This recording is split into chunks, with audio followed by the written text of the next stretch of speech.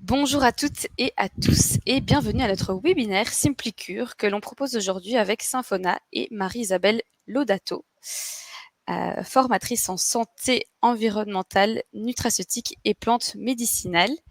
Alors nous parlerons aujourd'hui de l'arrêt de la fonction ovarienne. Bonjour Marie-Isabelle, comment allez-vous ? Et bonjour, enchantée de participer à ce webinaire pour la première fois chez Simplicure. Nous également, ravis de vous avoir avec nous. Juste quelques petits rappels au niveau du fonctionnement de Big Marker pour ceux qui n'ont pas encore participé à nos webinaires. Donc tout au long de la présentation, vous allez pouvoir interagir via le chat, donc dans la rubrique discussion, si jamais vous avez des problèmes de connexion et autres. Et vous allez pouvoir y poser aussi toutes vos questions dans la rubrique Q&A. Et alors là, par contre, on y répondra à la fin du webinaire. Donc on prendra 10 à 15 minutes pour bien sûr y répondre. Voilà, je vous laisse la parole, Marie-Isabelle, et à tout à l'heure. Merci beaucoup. Allez, on va commencer donc ce webinaire réservé aux solutions non hormonales en fait de cet arrêt de la fonction ovarienne, qui est une période un peu particulière et parfois délicate pour les femmes. Cet arrêt de la fonction ovarienne qui est souvent progressif cet arrêt, puisque en dehors des nécessités chirurgicales ou d'hormonothérapie, la plupart du temps, cet arrêt se fait de façon progressive. Donc ça nécessite un nouvel équilibre hormonal qui est propre à chacune et qui peut relever en termes de prise en charge d'un soutien adaptatif sur le plan neurobiologique notamment, ou compensatoire des effets induits au niveau de cette période qui peut donner des symptômes plus ou moins contraignants pour les femmes. On a donc sur le côté prise en charge chez Symphonatre, j'ai sélectionné 4 produits qui peuvent nous accompagner dans cet arrêt de la fonction ovarienne. Donc on en discutera à la fin de la présentation. Et avant ça, je vous propose de vous faire une vision un peu globale de la fonction ovarienne chez la femme et donc d'en comprendre un petit peu les mécanismes et surtout les effets induits lors de l'arrêt de la fonction ovarienne. Donc, je vous rappelle que les hormones sexuelles, stéroïdes sexuels chez la femme, comme chez l'homme d'ailleurs, sont produits à partir de 2 glandes. Principalement, les glandes endocrines bien sûr au niveau des ovaires pour la femme et le côté cortico-surrénal également qui produit également des androgènes surrénaliens importants sur lesquels d'ailleurs nous allons nous appuyer vers la fin de cette fonction ovarienne pour continuer à produire un certain nombre d'hormones sur le plan stéroïde. Tous ces axes dépendent d'une fonction importante qui est l'axe hypothalamo-hypophysaire qui produit des neurohormones. Et pour l'axe hypothalamo-hypophyso-ovarien, nous avons l'importance de la GnRH qui contrôle la plupart des manifestations qu'on pourra subir à l'arrêt de la fonction ovarienne et sur lequel nous pourrons jouer en fait sous un angle neurobiologique. Si on refait un petit focus en fait sur l'ensemble de la biosynthèse des stéroïdes chez la femme, en rappelant qu'il ne s'agit ici que de l'arrêt de la production ovarienne en termes de stéroïdes sexuels. Je rappelle que donc sous l'impact des différentes neurohormones, notamment la GnRH, mais également la CRF ou CRH au niveau des cortico-surrénales, nous allons produire en fait des stéroïdes sexuels à partir d'une molécule importante qui est le cholestérol et sa transformation au niveau notamment des mitochondries qui sont un autre élément important de la fonction sexuelle.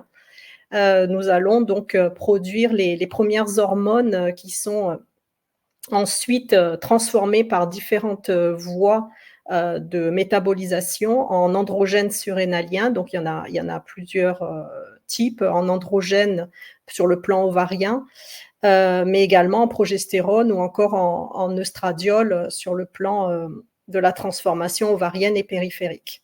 Donc nous avons un certain nombre d'hormones en fait dont l'équilibre va conditionner notre imprégnation et notre clinique hormonale. Ce qu'il faut rappeler, c'est que l'arrêt de la fonction ovarienne ne concerne que la production ovarienne de ces hormones et donc la chute plus ou moins progressive en fait de la progestérone puis ensuite du bêta-œstradiol. nous continuerons à fabriquer, sur le plan surrénalien, bien sûr, des androgènes importants, notamment la DHEA. Et je rappelle également une fonction très importante parce que c'est quelque chose sur lequel on va également s'appuyer en termes d'approche d'arrêt de la fonction ovarienne. Nous produisions également des stéroïdes sexuels au niveau neuroglial, c'est-à-dire au niveau de notre cerveau. Ces neurostéroïdes, qui sont constitués par des molécules de type DHEA, progestérone, mais également tous leurs métabolites en fait associés, seront d'un secours essentiel sur la fonction notamment de l'humeur, sur la fonction neurocognitive, etc., quand la fonction ovarienne va diminuer en termes de production. Donc il nous restera, c'est ce que je voulais souligner, toujours, et c'est pour ça qu'il faut en permanence tout au long de la vie les protéger, notre fonction surrénalienne, cortico-surrénalienne, et notre fonction neurogliale en termes de stéroïdes sur le plan des neurostéroïdes. Si on revient en fait aux différentes étapes de la fonction hormonale, cette compréhension en fait des mécanismes au niveau central, au niveau de la biosynthèse et au niveau de la fonctionnalité des hormones sexuelles, va nous permettre en fait de mettre en place des schémas de compensation, des schémas de régulation qui ne font pas forcément appel à un protocole, à une thérapeutique qui se veut substitutive, ce qu'on voudra éviter ici, soit par choix, soit par, en fait, par nécessité de contre-indication sur le plan hormonodépendant. Et le choix qui est fait ici, c'est d'apporter en fait un soutien sur le champ d'action neurobiologique, puisque la majorité des troubles sont liés à cette dérégulation au niveau de l'axe hypothalamo-hypophysaire, et également sur le plan d'action périphérique, sur le plan d'action corollaire à cet effet induit de baisse de la fonction ovarienne, en donnant en fait et en accompagnant en fait les mécanismes périphériques associés.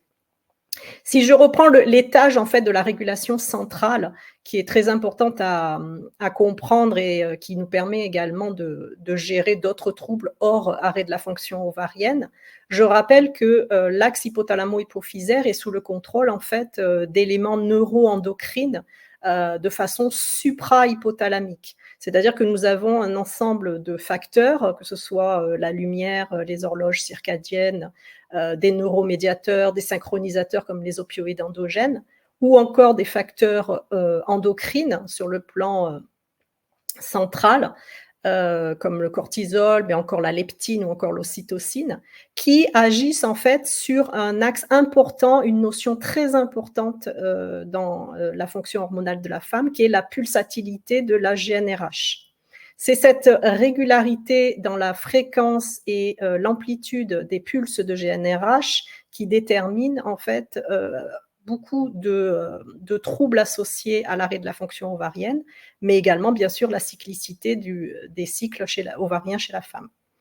Ce qu'il faut comprendre, c'est que cette régularité, cette pulsatilité de la GnRH est dépendante, on le sait aujourd'hui, de deux grands centres constitués de neurones au niveau de l'hypothalamus arqué et qui en fait sont sous la dépendance de ces composantes supra-hypothalamiques. Donc ces deux grands centres de neurones, aujourd'hui on les connaît assez bien, ce sont les centres dits kispectine, neurokinine, dynorphine, premier axe important sur lequel nous allons pouvoir agir notamment de façon neurobiologique en termes de régulation par exemple des bouffées de chaleur et qui sera complètement indépendant bien sûr d'une action hormonale.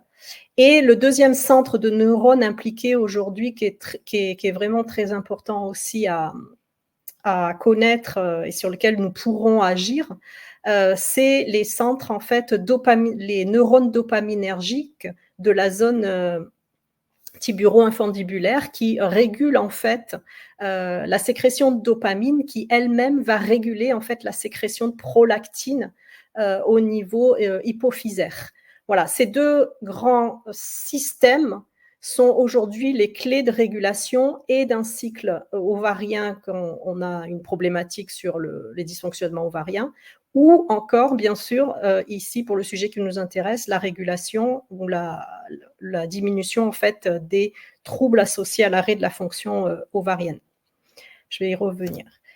Donc, l'étape de biosynthèse qui est liée donc à la production des hormones, on ne va pas vouloir y toucher puisque ce n'est pas le sujet aujourd'hui. Voilà, on va essayer de faire sous un angle neurobiologique, en fait, l'accompagnement de ces femmes qui ont des troubles. Et on pourra également agir par contre au niveau périphérique, c'est-à-dire au niveau de la fonctionnalité qui est le dernier étage en fait de nos hormones sexuelles, ce qu'on appelle en fait le niveau d'imprégnation en hormones sexuelles, qui va déterminer les effets non génomiques et surtout les effets génomiques, donc sur l'expression des gènes de notre bêta-œstradiol, notre progestérol ou encore de nos androgènes. Donc, ces effets non génomiques sont liés à des activations au niveau de l'expression de certains mécanismes, notamment de signalisation cellulaire, hein, notamment la voie du NO ou encore du NF-κB. Et les effets génomiques, ben, c'est ce qui explique en fait l'action des différentes hormones sur un grand nombre de gènes et donc de signes cliniques. Donc, cette imprégnation et cette compensation donnera lieu à une prise en charge corollaire sur les effets induits par l'arrêt de la fonction ovarienne. Voilà notre axe de travail. Si je reviens à l'axe neurobiologique, en fait, sur l'axe hypothalamo-hypophyso-gonadique, donc je vous rappelle que les deux grands systèmes régulateurs des neurones à GNRH sont liés à ces deux systèmes dont je vous parlais. Les neurones kyspectine, neurokinine B et dynorphine, qui sont bien sûr eux-mêmes en lien avec le rétrocontrôle des hormones sexuelles périphériques, hein, le rétrocontrôle négatif, mais également qui sont sensibles à différents signaux physiques, que ce soit le signal veille-sommeil, le signal lié à des neurotransmetteurs comme le GABA, les peptides opioïdes endogènes, ou encore au niveau endocrine, la leptine. On va avoir également des récepteurs à prolactine sur ce système kyspectine, neurokinine, dynorphine. Le deuxième système très important aujourd'hui, qui est assez bien décrit, c'est le système lié aux neurones TIDA, c'est-à-dire les neurones dopaminergiques, hein, un système de neurones dopaminergiques au niveau notamment hypophysaire et qui sont responsables en fait d'un rétrocontrôle très court, d'une rétroaction négative courte en fait sur le système prolactine, dopamine ou dopamine prolactine. La prolactine étant fortement inhibitrice en fait de la GNRH et en régulant en fait les niveaux de dopamine sur ce système très court au niveau neuronal, on arrive à réguler, c'est le principe même de la régulation de la GNRH. Dans ce même système, on a également le rôle de la dopamine, mais également du GABA qui peut avoir donc un levier activateur sur la dopamine. Et l'ensemble, dopamine et GABA, aura un levier inhibiteur sur la prolactine, qui, je le rappelle, est elle-même inhibitrice sur la GNRH. Voilà, donc ce deuxième système est très, très important à connaître. Et donc, sur le plan neurobiologique, on voit déjà se dessiner les principes de l'utilisation soit d'éléments dopaminergiques, soit d'éléments GABAergiques pour réguler en fait ce qui va créer de nombreux troubles associés à la ménopause, hein, bouffées de chaleur, troubles du sommeil, troubles de l'humeur, etc. Donc ces hormones, hein, je le rappelle, c'est vraiment un équilibre hein, qu'il faut réinventer à chaque étape de la vie d'une femme. Et l'angle en fait d'approche qui est l'angle neuro-endocrinologique est aujourd'hui primordial, surtout quand on a des contraintes ou des contre-indications. Donc tenir compte des influences extérieures, des systèmes de neurotransmetteurs associés, des systèmes également endocrines comme la prolactine, ou encore des influences périphériques au niveau énergétique, au niveau neurovégétatif également. Qu'est-ce que ça implique cet arrêt de la fonction ovarienne? Eh bien, ces étapes de l'arrêt de la fonction ovarienne, en fait, prennent plusieurs années. Donc, je vous rappelle qu'on a plusieurs étapes associées à la ménopause. Véritablement, la ménopause, c'est une détermination rétroactive après un arrêt, une aménorrhée de 1 an. La périménopause, donc tout ça, ce sont une sémantique anglo-saxonne. Hein. La périménopause désigne plutôt tout ce qui va précéder l'état de ménopause avec l'apparition des premiers signes cliniques, hein, dont les bouffées de chaleur ou l'irrégularité des cycles. Et toute la période qui est en amont de tout ça, sur une période très variable d'une femme à une autre, on va avoir l'étape de préménopause, où au niveau imprégnation hormonale, on va avoir plutôt une prédisposition à avoir une insuffisance lutéale, c'est-à-dire plutôt une dominance des œstrogènes sur la progestérone. Tandis qu'en périménopause, ce sera les signes d'insuffisance œstrogénique qui prendront le dessus en termes de clinique. Donc, je vous rappelle les différentes étapes. Hein. Encore une fois, c'est une sémantique anglo-saxonne. Donc, cette ménopause qui apparaît en général quand le stock ovarien, en ovocytes, diminue. On est en ménopause à 12 mois d'aménorrhée, donc c'est une définition rétrospective. L'âge moyen, c'est 51 ans,4, et le tabac peut avancer la ménopause de 1 à 2 années. Bon, ça peut être bien sûr des interventions chirurgicales ou médicales qui amènent à cette ménopause. Hein. Là, c'est un peu plus brutal. La préménopause, donc c'est quand on a un état transitoire entre 40 et 50 ans où on a une extinction en fait de la fonction exocrine de l'ovaire, mais on a toujours une fonction endocrine. Et la périménopause vraiment survient quand on a les signes cliniques ou biologiques annonçant la ménopause. Et ça peut se poursuivre au-delà en fait de l'arrêt des règles. Donc, si on regarde un petit peu l'impact et la détermination en fait des courbes d'œstradiol et de progestérone au cours de la vie d'une femme, on voit que en fait en jaune la progestérone diminue progressivement et de façon plus drastique en fait que les œstrogènes, en avance des œstrogènes. Donc à partir de 35 ans et jusqu'à 50 ans, il y a une réduction de 75% de la progestérone. Là où les œstrogènes diminuent de 35%. Mais qui reste toujours sur une certaine dominance par rapport à la progestérone. On verra un petit peu plus loin que ces courbes un peu trop linéaires ici, en fait, se font de façon beaucoup plus chaotique. C'est ce qui va aussi expliquer les troubles, notamment de la périménopause. Les implications cliniques, quand on regarde en fait les effets des différentes hormones relativement les unes par rapport aux autres, en fait, on s'aperçoit que les signes cliniques vont être souvent le reflet de l'équilibre des hormones les unes par rapport aux autres, notamment des œstrogènes par rapport à la progestérone en termes de signes cliniques. Donc, ce qu'on peut retrouver en étudiant les états d'imprégnation et les propriétés des différentes hormones sexuelles, c'est différents climats, notamment l'insuffisance en oestrogène qu'on retrouvera en périménopause et jusqu'à le début de la postménopause. On va avoir des bouffées de chaleur, des sueurs nocturnes, de la sécheresse vaginale, bien sûr, et ça va favoriser cette insuffisance en oestrogène, l'ostéopénie, ostéoporose. Si on se positionne en amont, il y aura un schéma juste après de récap, on va être dominé sur le plan clinique plutôt par le côté dominance en oestrogène versus la progestérone, comme elle décroît en fait en avance des oestrogènes. Donc, on va être plutôt dominé par ce qu'on appelle l'insuffisance lutéale. Et là, les signes cliniques vraiment caractéristiques, ce sont bien sûr ces menstruations très longues, très abondantes, voire ces douleurs de règles résiduelles et donc des œdèmes. Également, ça favorise le développement des fibromes. Sur les signes de déséquilibre entre progestérone et androgène, on peut avoir également quelques signes possibles autour de l'arrêt de la fonction ovarienne, même si c'est plus anecdotique. Et là, on retrouve en fait les signes plutôt de dominance en DHT par rapport à l'effet testostérone et progestérone.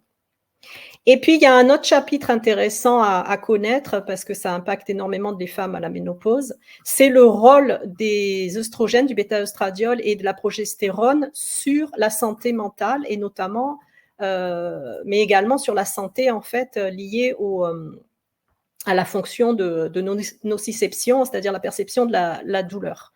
Les œstrogènes et la progestérone, en fait, sont des grands agents en termes d'expression des récepteurs nociceptifs et antinociceptifs. et contrôle également des éléments liés à la mémorisation, à la concentration au niveau central.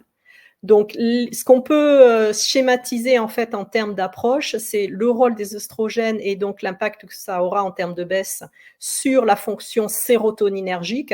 Ils contrôlent non seulement la production, la recapture, mais également l'expression des récepteurs à sérotonine, les œstrogènes. Les récepteurs également à dopamine sont liés aux œstrogènes.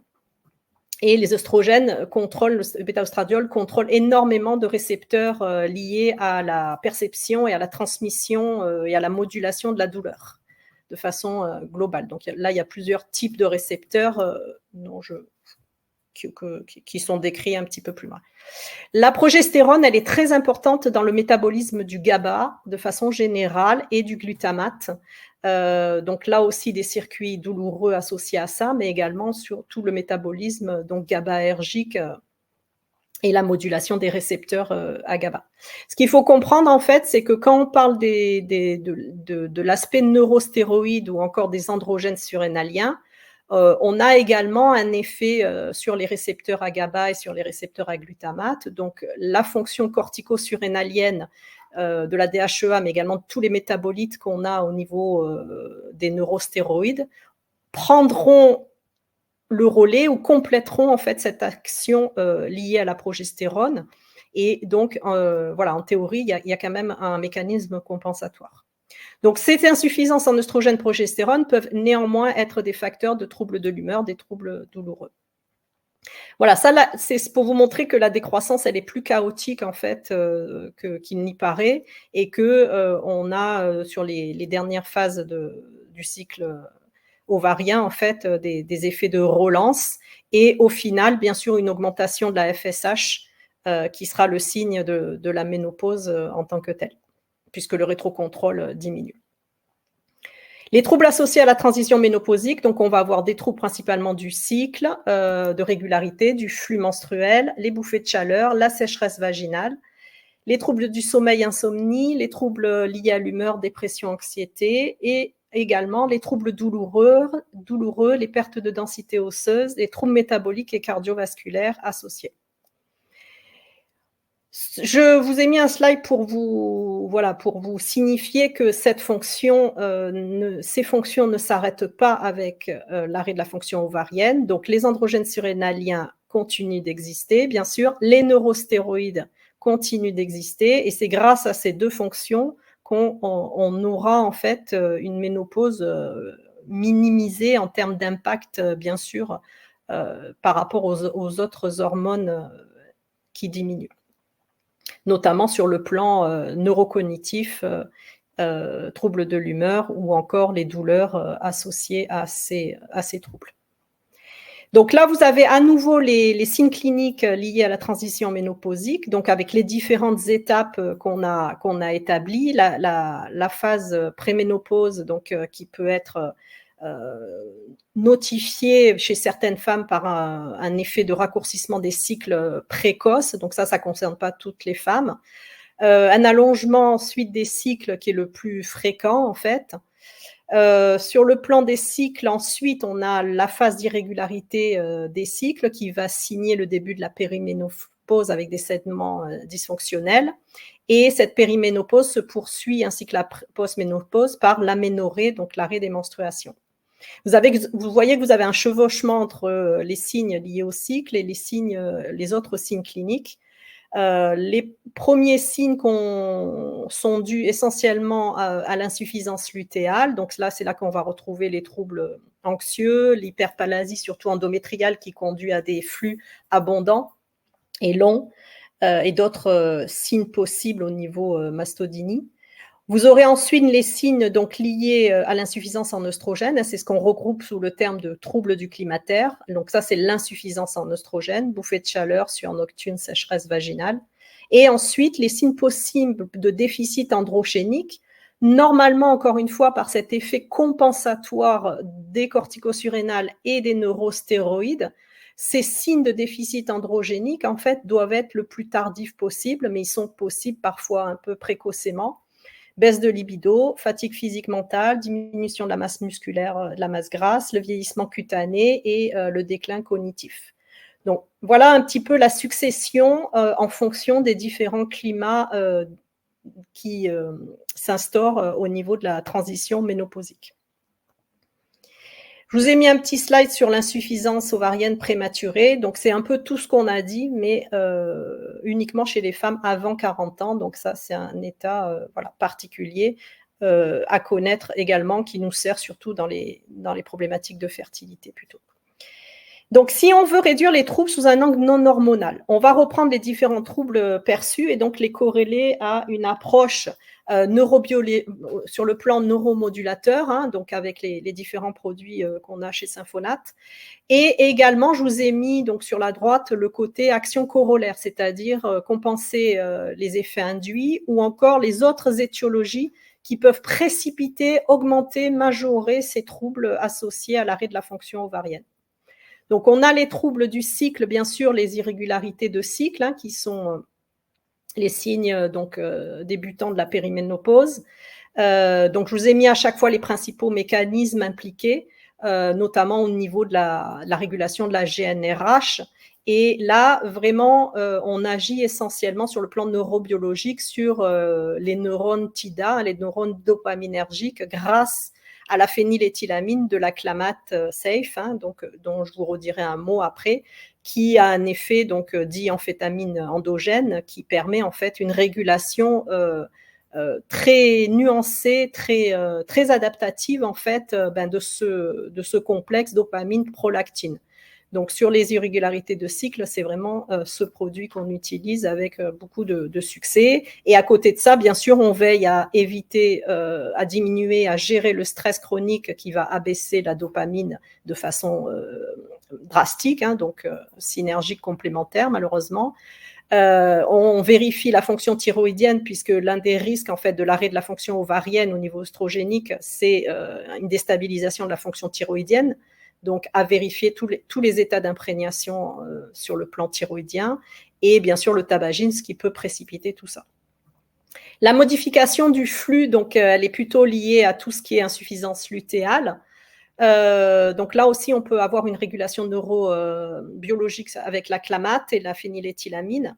Et je vous ai mis en fait les derniers rapports également, puisque ça, on a eu quand même pas mal de cas soulevés et aujourd'hui un avis de l'ANSES par rapport à la vaccination, donc à l'ARN messager Covid, qui a entraîné en fait non seulement des irrégularités de cycle, a fortiori donc chez des femmes en périménopause, et également des anomalies de saignement avec des flux très abondants. Donc je vous ai mis une étude hyper intéressante, très actuelle en fait sur l'impact de cette vaccination, et vous avez l'avis de l'ANSES également, puisque aujourd'hui ça figure dans les notices.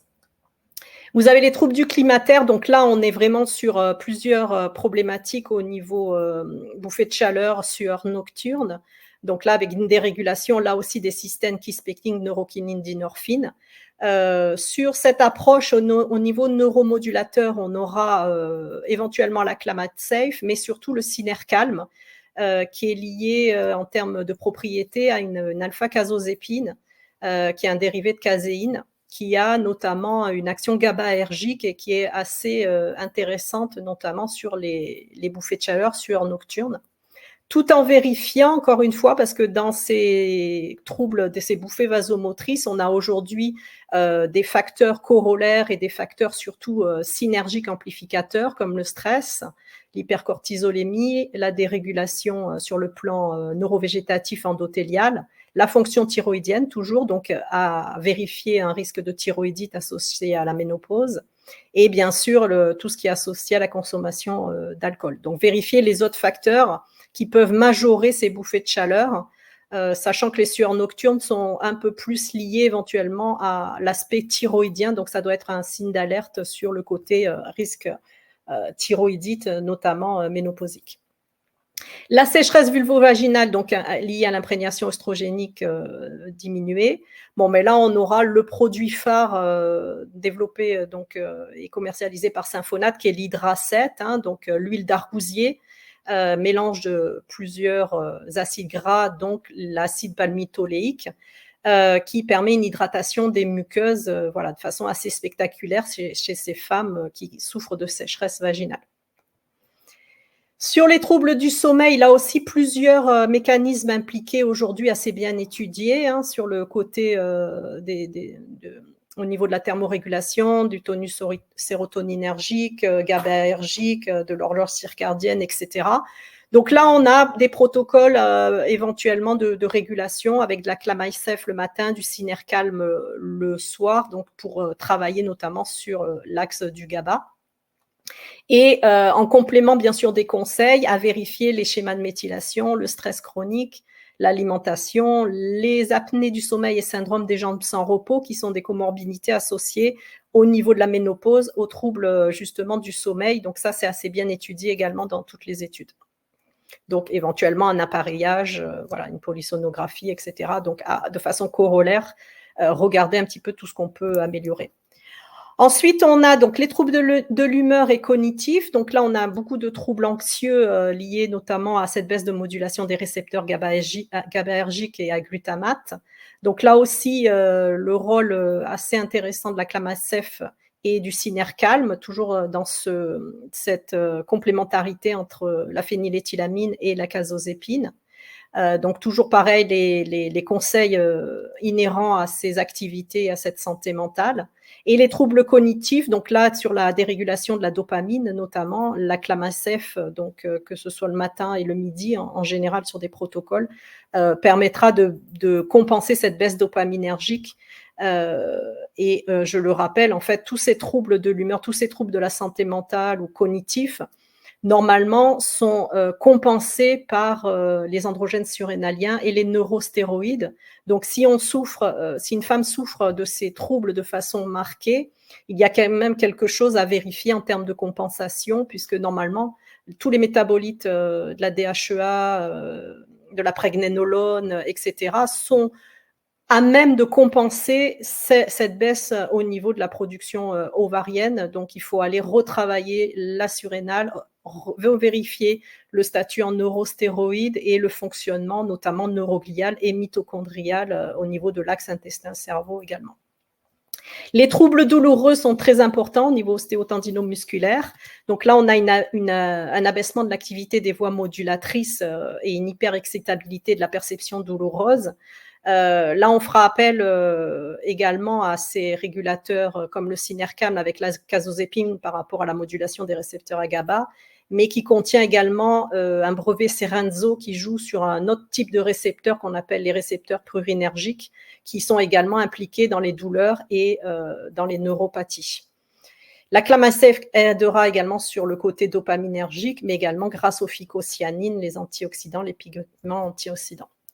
Et bien sûr, en termes d'approche corollaire, bon, mais là, on utilisera sans hésitation les peptides de collagène, donc hydrolysés aminoloques, le Génacol, qui a une action de modulation donc sur les problématiques de douleur ostéotendino-musculaire.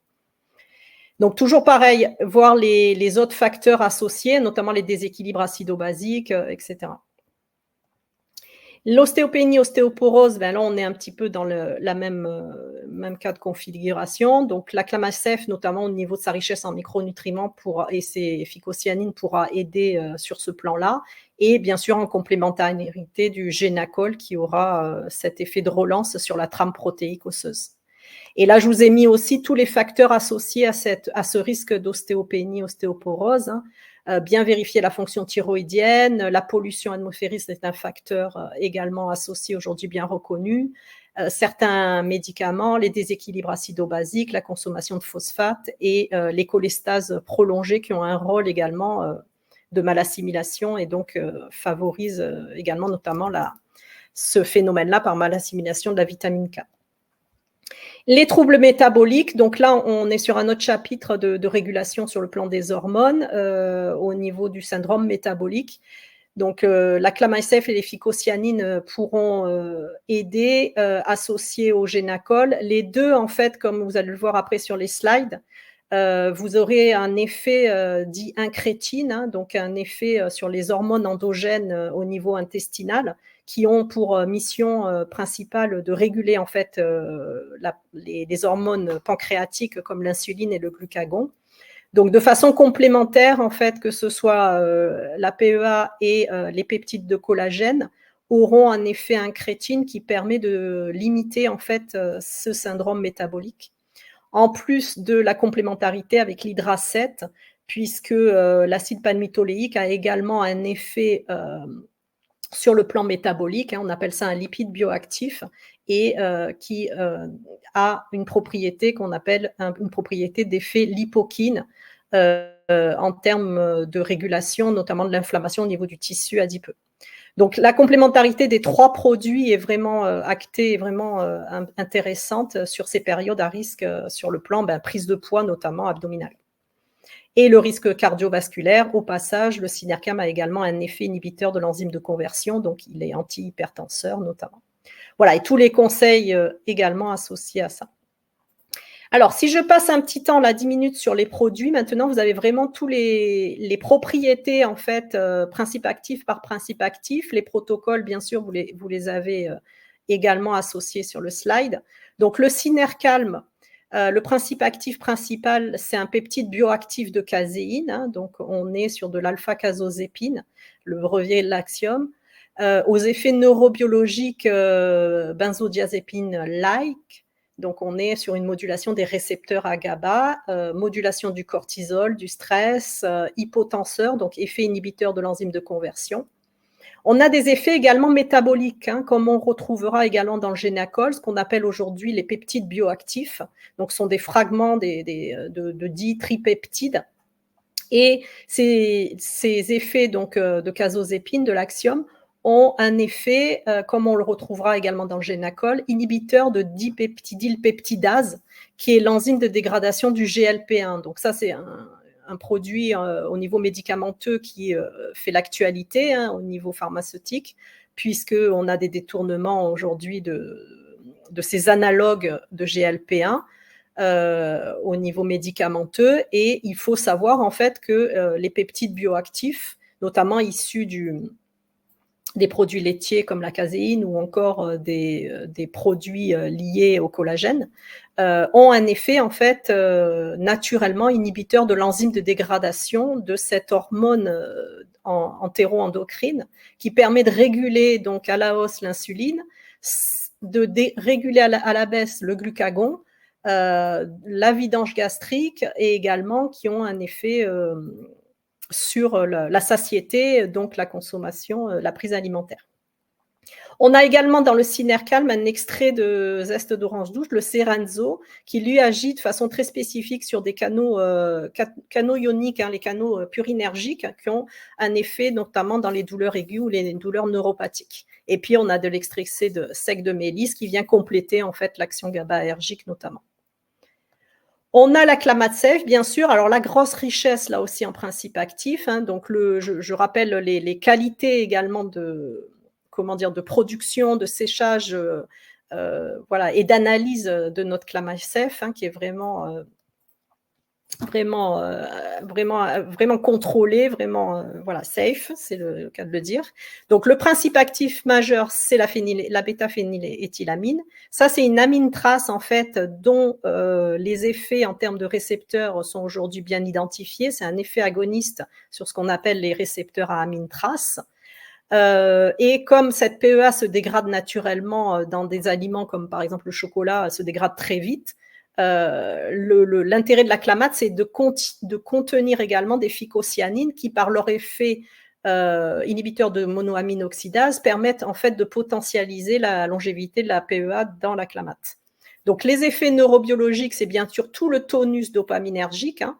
Ça c'est très précieux, sans effet de surdosage bien sûr, et également la modulation des récepteurs à glutamate et les effets métaboliques, puisque l'activation des récepteurs à amine trace a un effet directement GLP-1, un effet incrétine direct.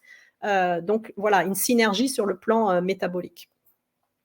On a également donc les phycocyanines qui, elles aussi, complètent cet effet non seulement de neuroprotection, mais également cet effet métabolique avec toutes les propriétés que les phycocyanines ont sur le plan de la réduction de la glycémie, de l'insulinorésistance, des dyslipidémies, etc.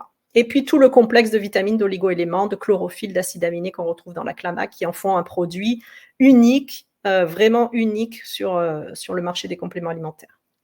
On a bien sûr l'hydracète, donc ça c'est de l'huile d'argousier, qui comprend plusieurs acides gras, notamment l'acide oléique et surtout l'acide palmitoléique, le N-7, qui a un effet vraiment incomparable sur l'hydratation des muqueuses.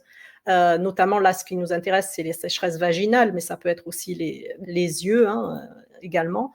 Les effets métaboliques, c'est l'effet lipokine, puisque ça permet en fait de baisser l'inflammation, la lipotoxicité, l'insulinorésistance et surtout la stéatose hépatique. C'est vraiment quelque chose qui est reconnu, cet effet lipokine, dans la stéatose hépatique. Et le Génacol, enfin, le aminoloc, donc unique sur le marché lui aussi. Il n'y a aucun collagène, peptide hydrolysé de collagène qui a cette capacité liée à la technologie séquentielle aminoloc. Donc, c'est-à-dire, je vous le rappelle, moins de 1000 Dalton, donc une disponibilité vraiment très importantes, qui font que d'ailleurs les prises sont plafonnées à 1200 mg, là où on trouverait des collagènes à 10 grammes par jour. Donc avec des effets sur tous les types en termes de collagène au niveau des os, des tendons, des cartilages, mais également des vaisseaux sur la paroi intestinale et également voilà, au niveau du foie. Donc, beaucoup d'effets vérifiés par les différentes études dont vous avez les références ici, au niveau ostéo-musculo-tendino-articulaire, avec vérification et identification des séquences de di- et tripeptides actifs. Donc, je vous le rappelle, au niveau du collagène, agissent par l'activation en fait, de récepteurs qu'on appelle les intégrines, qui permettent la relance de production et de collagène et d'acide hyaluronique, qui diminuent la dégradation du collagène, qui ont un effet anti-inflammatoire, etc. Et cet effet métabolique très important aujourd'hui, encore une fois, qui viendra compenser en fait à une diminution de l'effet incrétine avec cet effet de peptides bioactifs liés notamment aux séquences glycine, proline, hydroxyproline, qui ont des effets donc inhibiteurs de type inhibiteur de dipeptylpeptidase 4. Voilà, donc tous ces effets et tous ces produits, vraiment, à partir de 4 produits, on arrive déjà à réguler énormément de problématiques liées à cet arrêt de la fonction ovarienne. Voilà, je pense que j'ai fait le tour et je vais rester pour tout à fait, merci beaucoup pour cette présentation qui était très intéressante, que ce soit au niveau plutôt théorique qu'au niveau des compléments alimentaires. Bien sûr, vous retrouvez les produits proposés durant le webinaire sur SimpliCure. Donc, je vais vous partager mon écran afin que je vous présente la plateforme SimpliCure qui vous a permis, qui vous a offert ce webinaire, tout simplement. Alors, du coup, ici sur SimpliCure, donc pour rappel, c'est une plateforme qui vous permet de recommander des compléments alimentaires de plusieurs laboratoires. Donc, pour l'instant, nous en avons plus de 90. Alors, le but principal de la plateforme, c'est de créer une recommandation pour son patient, mais vous avez également la possibilité de revisionner les webinaires en replay. Vous pouvez également aussi voir les présentations des webinaires, donc si jamais vous voulez les imprimer, vous pouvez aussi le faire. Et alors, vous retrouverez cet après-midi vers 16h, 17h, le webinaire de cet après-midi. Alors, pour créer une recommandation, c'est très simple. Vous allez sur « Créer une recommandation ». Vous ajoutez un produit. Et donc, par exemple, ici, vous pouvez directement chercher la marque et aller sur ça. Voilà, voilà. Et alors, vous pouvez prendre le complément alimentaire dont on a parlé, là, le dernier, Génacol. Vous l'ajoutez. Vous pouvez aussi, bien sûr, le chercher ici via la barre de recherche. Si, imaginons, on cherche Hydra. Vous allez avoir l'Hydra7 qui va directement apparaître. Si vous cliquez sur le produit aussi, vous avez donc ça. Sa fiche produit, donc tout ce qui est posologie, contre-indication, bienfaits. Vous avez aussi les apports nutritionnels recommandés. Enfin voilà, vous avez une fiche assez détaillée. Vous pouvez aussi faire la demande de nouveaux produits. Si, imaginons, il manque encore un produit Symphonate sur la plateforme, mais n'hésitez pas à nous en faire part afin qu'on puisse l'ajouter le plus rapidement possible à la plateforme. Mais vous pouvez aussi travailler par format, par objectif santé, inclure, exclure des ingrédients, etc. Donc voilà, c'est des kits qui vous permettent vraiment d'aller plus rapidement lors de la recommandation de compléments alimentaires. Vous pouvez aussi ajouter le produit en favori, tout simplement, et créer des catégories. Une fois que vous avez terminé d'ajouter les produits à votre recommandation, bien sûr, vous pouvez modifier l'instruction de prise. Vous pouvez aussi avoir un tableau récapitulatif des apports. Et enfin, modifier la réduction. Alors, ça se joue entre 0 et 15% pour votre patient. Vous allez pouvoir bien sûr modifier le curseur à l'aide de la petite boule. Et vous allez aussi également avoir d'autres avantages en fonction des recommandations que vous pouvez réaliser. Alors, dernière étape, c'est de l'envoyer forcément à son patient pour qu'il ait la recommandation entre ses mains et qu'il puisse l'acheter. Alors, soit vous créez le client directement sur la plateforme et vous enregistrez les coordonnées du patient, et puis vous lui envoyez, ce qui est assez rapide, et donc il aura directement via ses mails ou ses SMS, si jamais vous lui envoyez par SMS, pardon.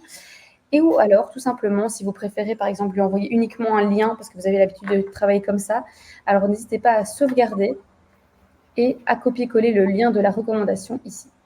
Alors, je vais copier, comme ça, je vais vous montrer à quoi ressemble tout simplement le lien lorsque le patient va pouvoir cliquer pour acheter les produits. Tout simplement à ceci. Donc, voilà l'interface client-patient, où lui va pouvoir supprimer un complément alimentaire, ajouter un produit, et tout simplement ici, payer aussi en 3 fois son frais. Donc, ça peut être aussi, bien sûr, un avantage par rapport à d'autres moyens. Alors, aussi, vous avez la possibilité de suivre les recommandations que vous avez réalisées pour améliorer l'adhésion thérapeutique. Le statut peut passer de « envoyer » à « acheter » une fois que du coup la recommandation a été achetée par votre patient. Bien sûr, si vous avez créé uniquement la recommandation et copier-coller le lien, vous allez avoir le statut qui va être écrit en créé. Par contre, si vous avez bien ajouté le patient sur la plateforme, vous allez avoir ceci. Donc, ça va passer de « envoyer » à « acheter ». Vous avez aussi des protocoles qui ont été établis directement par les intervenants des webinaires, ou encore des protocoles que vous pouvez créer vous-même dans Mes protocoles. Ils sont propres à vous et personne n'y a accès. Ça vous permet également d'être plus rapide si jamais vous avez un protocole justement, par exemple pour l'endométriose et autres, ça peut être plus facile. Vous avez le catalogue, vous pouvez sélectionner aussi vos favoris, vous avez la charte de qualité, donc comment on sélectionne des laboratoires, mais aussi les produits, les gains, où du coup, ici, vous avez la possibilité d'avoir plusieurs avantages dont on vous expliquera lors d'une présentation plus détaillée de la plateforme. Donc, n'hésitez pas à vous y inscrire.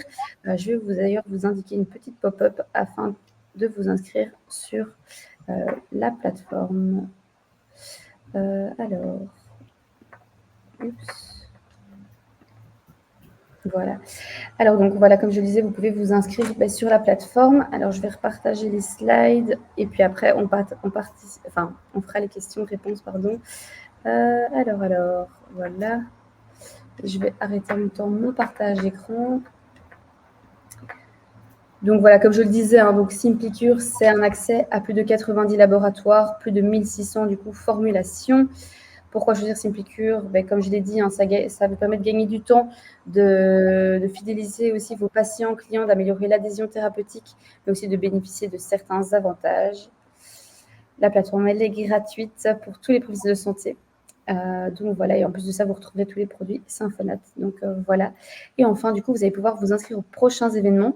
Donc le mardi 20 août avec BeLife sur la micronutrition et la phytothérapie, une aide précieuse pour la santé hormonale de la femme. Donc voilà. Écoutez, je ne sais pas si vous avez des questions, mais n'hésitez pas du coup à les mettre dans la rubrique Q&A si vous avez des questions sur SimpliCure. Alors on va passer du coup aux questions-réponses. Je ne sais pas si vous avez eu l'occasion de les voir du coup, Marie-Isabelle. Oui, j'ai regardé, oui. Oui, tu veux que...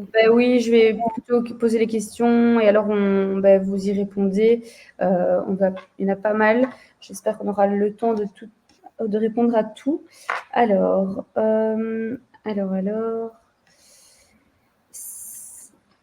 sur quelle durée préconisez-vous la prise de ces compléments? Alors, vous avez vu dans les compléments, en fait, il y a 2 types de compléments. Il y a ceux qui ont un axe neuromodulateur, donc ceux-là, effectivement, on les prendra le temps, en fait, de la régulation, entre guillemets, et du passage, au niveau transition, quoi, hein. Et puis, il y a les compléments compensatoires, en fait, hein, comme le Génacol ou l'Hydracet, qui, eux, par contre, pourront être pris sur une période beaucoup plus longue, de prise chronique, hein. En général, sur les prises chroniques, on est sur des supplémentations de 2 mois, 2 à 3 mois avec le collagène, hein, puisque le collagène, dans toutes les études, c'est au-delà de 8 semaines qu'on a un effet. Donc 2 à 3 mois, renouvelables, faire toujours des fenêtres thérapeutiques, on va dire, hein, mais renouvelables, voilà, sur du long terme. Alors, le métabolite de la DHEA, la 7-keto-DHEA n'ayant pas d'influence hormonale, est-il intéressant en préménopause et en ménopause? Oui, oui, bien sûr, bien sûr. C'est vraiment ce que j'essayais d'expliquer, en fait, encore une fois. On peut agir sur le non hormonal quand on comprend les effets, bien sûr, génomiques et non génomiques des hormones. La DHEA et tous ces métabolites, en fait, ont des effets non génomiques, mais qui sont éminemment importants. C'est plus qu'important et intéressant en préménopause et en ménopause. C'est essentiel. Si votre fonction, entre guillemets, endogène de fabrication de ces métabolites, encore une fois, je le rappelle, corticosurrénale, neurostéroïdes, donc vos fonctions qui normalement ne s'arrêtent pas avec la fonction ovarienne, sont défaillantes. Et aujourd'hui, on voit de plus en plus même de jeunes femmes avec ces fonctions défaillantes, du stress chronique, de la neuroinflammation, etc., des mitochondries HS. Et bien sûr que c'est plus qu'intéressant. Il faut, voilà, ça vient compenser en fait. Merci, merci. Alors, la progestérone étant stimulatrice de la thyroïde, comment s'intègre la problématique de la thyroïde dans ses symptômes et leur prise en charge? Alors, Émilie, c'est pas tant la progestérone qui est stimulatrice de la thyroïde, c'est plutôt les œstrogènes, en fait. Donc, en fait, on parle de période à risque autour de la ménopause quand la fonction œstrogénique diminue. Donc, on a un levier activateur, notamment sur la TSH, qui diminue naturellement à ce moment de la vie de la femme. C'est ce qui fait que, au niveau de la prévalence, on a, je veux dire, une recrudescence de risque de problématiques sur la thyroïde et notamment de thyroïdite à ce moment de la vie. Donc, c'est les œstrogènes essentiellement le problème, hein. Donc, par contre, c'est là où il faut être en termes de compensation, encore une fois, et de façon corollaire, nickel sur le plan thyroïdien. Parce que le temps que l'organisme retrouve un nouvel équilibre, si vous êtes à risque de thyroïdite, donc je le rappelle, manque d'iode, perturbateurs endocriniens de type bisphénol, phtalate, perfluoré, consommation trop importante de produits à base de soja, etc., et infection persistante ou Covid, et c'est là que vous allez décompenser en thyroïdite et ensuite en hypofonctionnement thyroïdien. Mais c'est une période à risque, donc c'est pour ça qu'il faut être nickel sur le plan fonctionnement de la thyroïde. Ok, merci. Alors, comment peut s'expliquer l'augmentation importante du taux de prolactine, taux entre 50 et 80 depuis l'adolescence?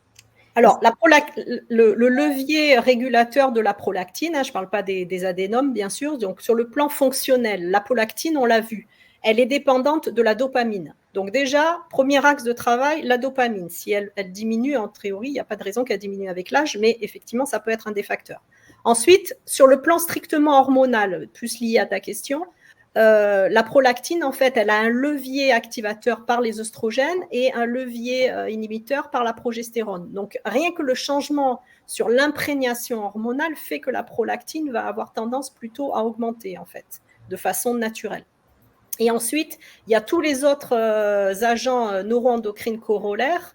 La prolactine augmente en cas d'hypercortisolémie, en cas d'IGF-1 élevé, et surtout, la prolactine, ça revient à la question précédente, est fortement dépendante du levier activateur TRH, c'est-à-dire la neurohormone hypothalamo-hypophysaire qui contrôle la thyroïde. Donc, s'il y a un hypofonctionnement thyroïdien, par effet de relance, par rétroaction, ta prolactine va augmenter. Donc, voilà, ce sont des axes de travail quand tu as une prolactine qui augmente. naturellement, elle va légèrement augmenter, mais par contre, si elle augmente trop, ça veut dire qu'au niveau physiopathe, il faut aller voir la dopamine, la thyroïde, le stress chronique, etc. Ok. Alors, pour la prise de poids, on joue sur stress, cortisol, alimentation. Vous avez un complément alimentaire qui pourrait aider à la prise de poids. C'est exactement tout ce que La prise de poids au niveau hormonal, encore une fois, c'est un nouvel équilibre à trouver de façon naturelle. Au moment de la ménopause, vous devenez déjà vous hypofonctionnez potentiellement au niveau de la thyroïde. Donc déjà, il faut baliser tout ce qui peut être défaillant au niveau de la thyroïde, premièrement. Ensuite, vous devenez plus insulino-résistante. C'est naturel aussi. Donc là, il y a un effet majeur à travailler sur vos hormones endocrines au niveau intestinal, l'effet incrétine, qui aujourd'hui, je vous dis, ça marche tellement bien au niveau médicamenteux qu'on a des détournements de médicaments liés à ça. L'effet incrétine, c'est l'aclamate plus le génacol, et sur le côté lipotoxicité du tissu adipeux, vous avez l'hydracète. Donc, voilà des clés, vraiment des clés très concrètes de la prise de poids abdominale à la ménopause. Ok, merci. Alors, autre question. Sinercalm déconseillé en cas de glaucome, du coup, du fait de la présence de la mélisse? Alors, c'est pas indiqué, il n'y a pas de contre-indication absolue. Effectivement, il y a le citral dans la mélisse, mais qui est quand même une huile essentielle. Donc, en termes de composants, dans la composition du Sinercal, c'est vraiment, négligeable. Mais effectivement, par excès de précaution d'emploi, on pourrait le déconseiller dans ces cas-là. Ouais. Ok, merci. Alors, autre question. Pouvez-vous revenir sur la stéatose hépatique? Mais là, c'est toujours pareil. La déstabilisation en fait de l'effet incrétine fait que en fait, on a en fait souvent une hyperinsulinémie, c'est-à-dire on a une insuline compensatoire au niveau de la sécrétion dans un premier temps.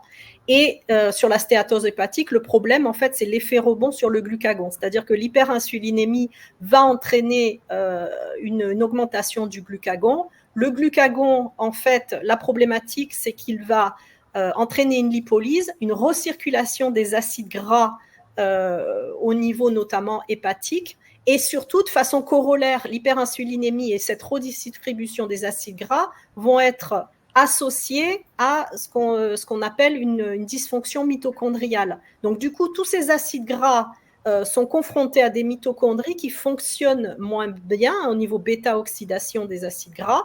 Et c'est là que la stéatose hépatique va s'instaurer, en fait, va se potentialiser. Donc, il faut vraiment, encore une fois, revenir à la lipotoxicité, la glucotoxicité. Et l'une des clés pour manager les deux de concert, c'est l'effet incrétine. Ce sont ces hormones liées à notre production intestinale. Alors, une autre question. Ces solutions non hormonales prises pendant la périménopause peuvent-elles décaler l'arrivée de la ménopause, notamment avec la prise de phytoœstrogènes et de progestérone, like? Alors, ah oui, tu as compilé deux questions. Oui, parce que c'est... Non, les solutions non hormonales, dans tous les cas, ne décalent pas, je veux dire, la date. Quand tu n'as plus d'ovocytes, tu n'as plus d'ovocytes, quoi. Hein, donc ça, de ce côté-là, il y a pas de... voilà, ça fait que compenser, effectivement, et surtout permettre, en fait, un arrêt beaucoup plus serein. C'est ça, surtout. Ok, alors les conseils sur les phytoestrogènes, après c'est encore une chose. Ça c'est un autre sujet sur le côté c'est le côté hormonal, effectivement. Là ça peut plus déstabiliser le cycle naturel, mais dans tous les cas ça ne jouera jamais en fait sur la réserve ovarienne qui est elle la principale cause en fait de l'arrêt de la fonction. Ok. Alors, je comprends que Sinercalm peut réduire les douleurs neuropathiques pour une personne qui est sous prégabaline. Pour ce type de douleur, est-il envisageable que Sinercalm permette de remplacer le traitement allopathique de manière progressive? Alors, ça c'est toujours effectivement délicat, effectivement. Alors, ça peut être complémentaire déjà. Et en termes de substitution, ça peut se faire effectivement, mais toujours de façon très progressive et avec l'accord médical pour la substitution, bien entendu. Après, sur les douleurs neuropathiques, il y a quand même d'autres facteurs qui rentrent en considération. Donc là, le Synercam va agir essentiellement sur le côté purinergique et sur le côté GABAergique. Donc effectivement, ça sera une bonne alternative.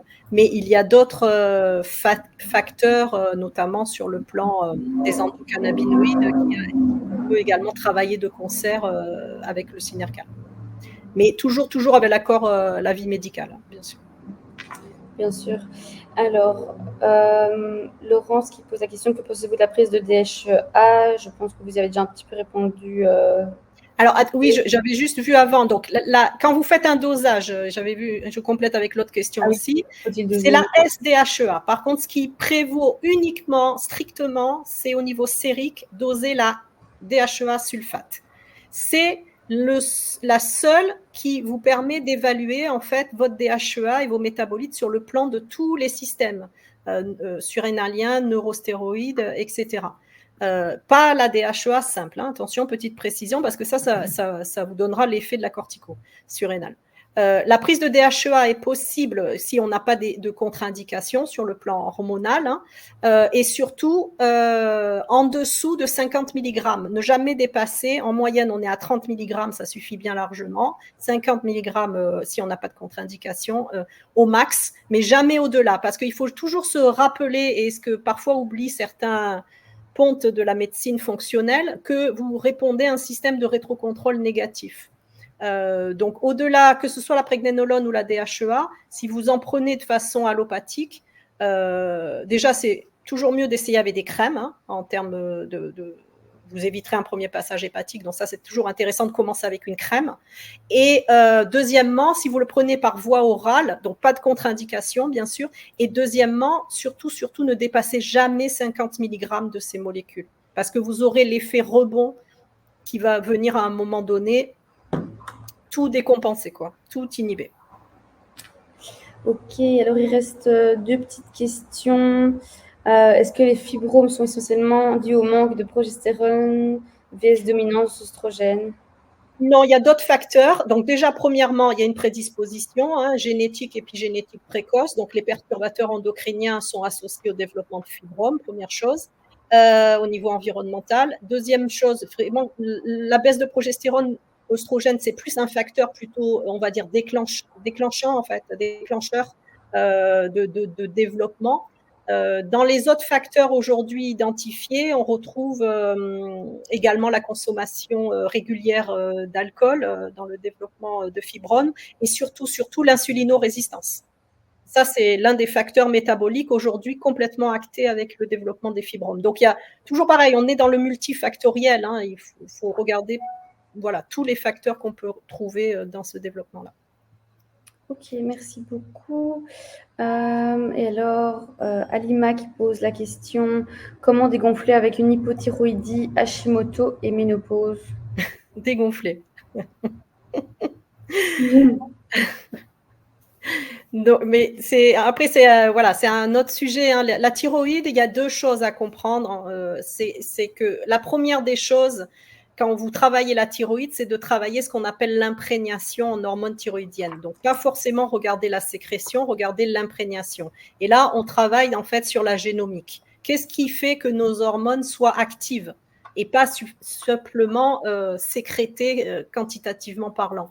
Donc là, déjà, on travaille sur la génomique. La génomique, c'est l'imprégnation en vitamine A, vitamine D, tout ce qui concerne en fait le zinc, le sélectionne, etc. Après, quand on est sur Hashimoto, on est quand même dans une thyroïdite, donc on a un phénomène inflammatoire, oxydo-inflammatoire et avec production d'anticorps. Au niveau de la prise en charge, on regarde ensuite donc tout ce qui est fonctionnel au niveau de la sécrétion. Compatibilité d'ailleurs, si on manque d'iode, d'utiliser de l'iode, hein, c'est tout à fait possible aussi. Les protecteurs comme le sélénium, si on a bilanté et qu'on s'est aperçu qu'il y avait un déficit au niveau biologique, des sélénoprotéines, bien entendu, du coenzyme Q10, par exemple, au niveau antioxydant. Et puis, on travaille beaucoup sur les thyroïdites et la modulation des thyroïdites. Nous, chez Symphonate, avec la lutéoline. C'est le Périal, il ne doit pas être encore peut-être référencé sur le plan Simplicure, mais le Périal qui contient de la lutéoline en termes de polyphénol est une molécule qu'on utilise beaucoup pour la modulation notamment des thyroïdites. Et du coup, effectivement, il y aura l'effet induit et de l'imprégnation et de la résolution de la thyroïdite, et qui amènera, j'espère, ce que tu entends par dégonfler, bien entendu. Sachant que attention, quand on parle sur les problèmes thyroïdiens de, entre guillemets, gonflés, c'est pas de l'œdème, hein, je rappelle, c'est vraiment de l'infiltration au niveau des tissus conjonctifs. Voilà, qui est complètement différent, un développement des tissus au niveau des glycosaminoglycanes. Bien sûr. Ben, écoutez, je pense qu'on arrive à la fin des questions. Donc voilà, merci à vous d'avoir participé au webinaire. Merci. Et merci à vous pour le webinaire. C'est très, très, très intéressant et surtout très enrichissant, et je pense que ça a plu à tout le monde. Voilà, je vois la dernière question. Vous pouvez répéter le nom du produit pour thyroïdite, s'il vous plaît? Le Périal, c'est le Périal chez Symphonate, et ça contient, le principe actif, c'est de la lutéoline. Voilà. Merci à tous et passez tous une bonne après-midi et à très vite sur les webinaires Simplicure. Merci beaucoup. Bon après-midi, au revoir, merci.